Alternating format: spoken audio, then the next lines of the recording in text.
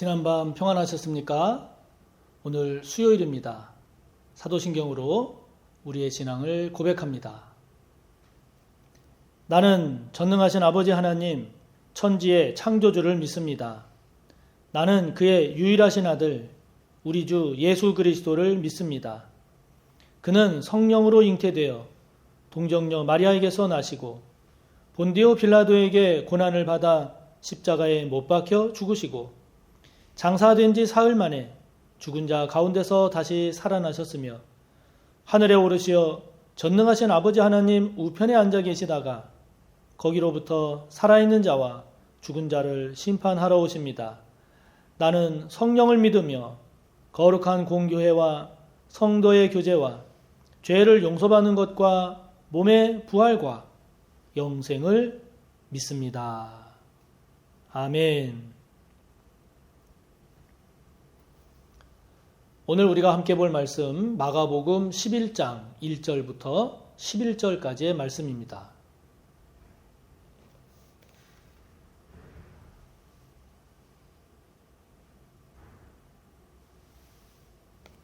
마가복음 11장 1절부터 11절까지의 말씀 봉독합니다. 그들이 예루살렘에 가까이 와서 감람산 벳바게와 베다니에 이르렀을 때에 예수께서 제자 중 둘을 보내시며 이르시되 너희는 맞은편 마을로 가라.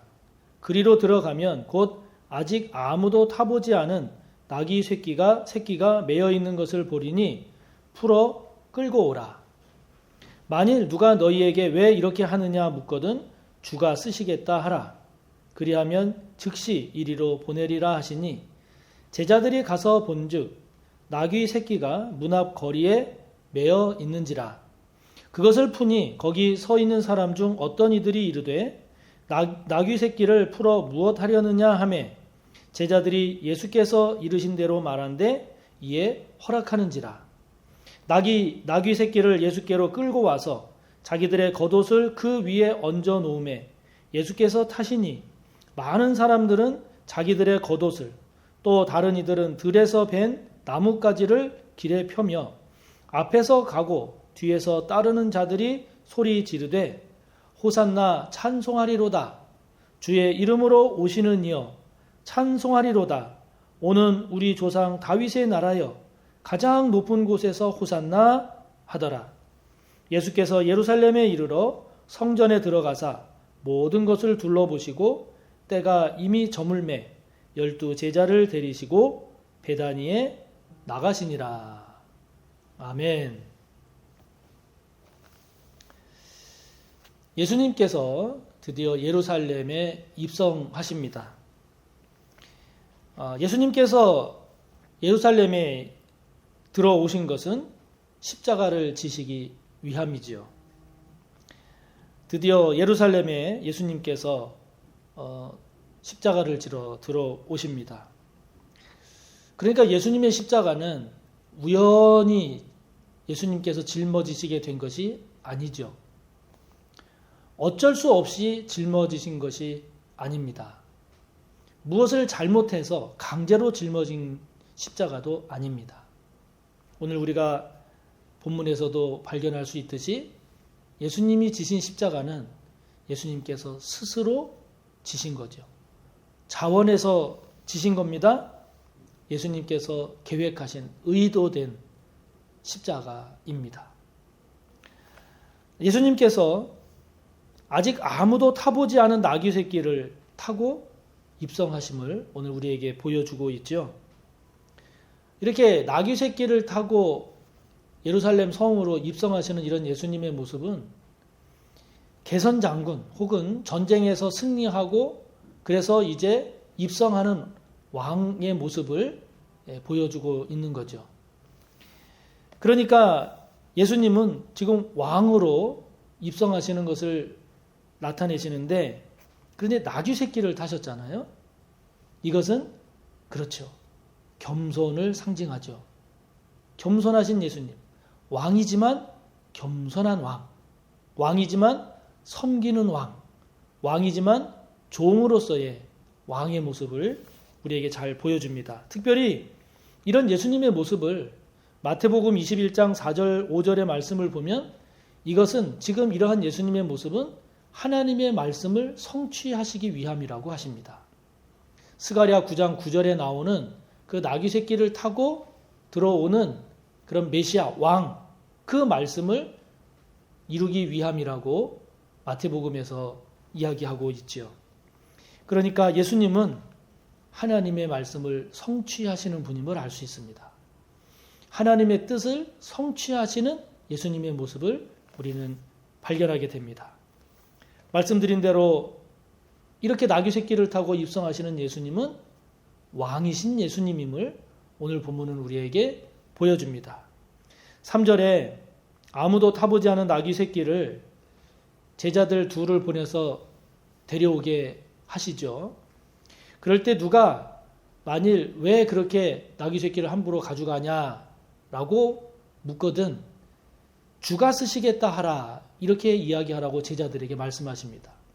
여기서 주가 쓰시겠다라고 할 때 이 주라고 하는 말은 왕을 의미하는 그런 단어로 쓰인 겁니다. 다윗이 약속한 그분, 즉 메시아적 의미로 지금 이 주라고 하는 말을 예수님께서 사용하셨는데 예수님께서 나귀 새끼를 타고 예루살렘 성에 들어오실 때 9절에 보면 주의 이름으로 오시는 이여 10절에 다윗의 나라여 누가복음 19장 38절 같은 내용을 소개하는 누가복음 19장 38절을 보면 주의 이름으로 오시는 왕이여 이렇게 사람들이 외치면서 주님을 맞이하는데 그것을 주님께서 그렇게 하지 마라. 나는 왕이 아니다. 나는 메시아가 아니다. 이렇게 하지 않으십니다. 허락하십니다.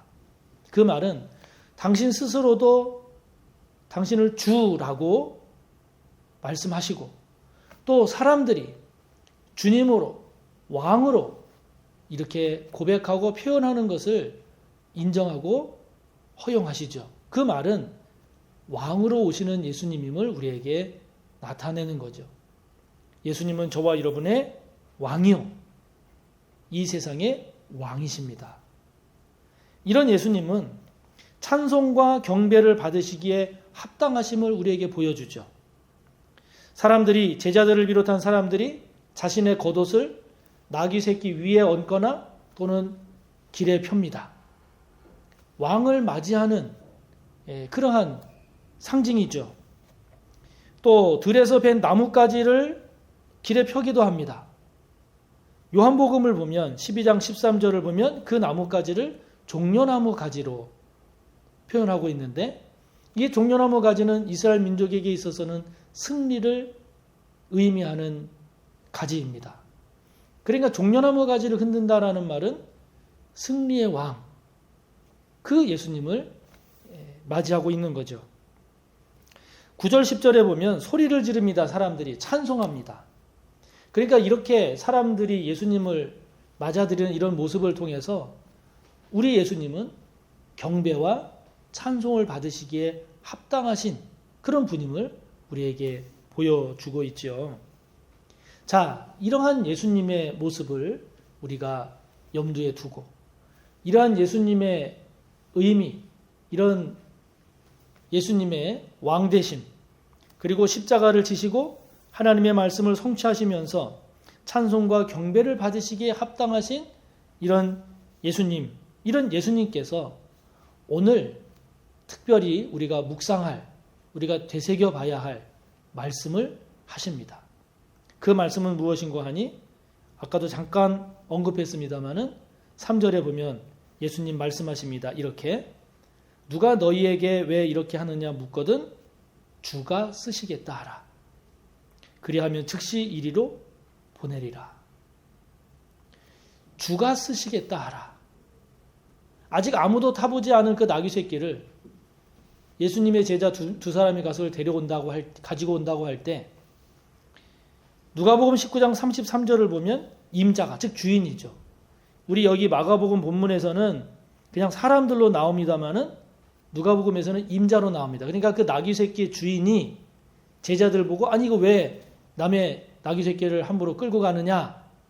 그럴 때 주가 쓰시겠다 하라. 그렇게 말하라 하는 거 아닙니까? 그러면 그거를 보낼 거다. 그 임자가 이 나귀 새끼를 보내죠. 주가 쓰시겠다 하라. 그 이야기를 들은 나귀 새끼의 임자가 나귀 새끼를 쓰라고 보냅니다. 자, 사랑하는 성도 여러분,